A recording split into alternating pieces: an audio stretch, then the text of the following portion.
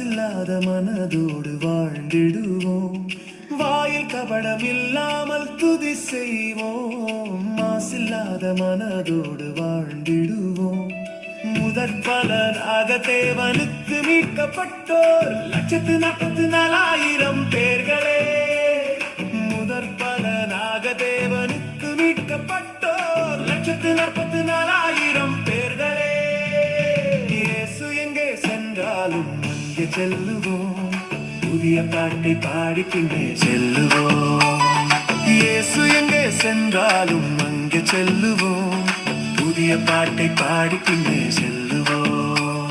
பிதாவின் நாமம் நெற்றியில் தரித்து கொண்டு சீயோன் மலை வரை பின்னே செல்லுவோம்.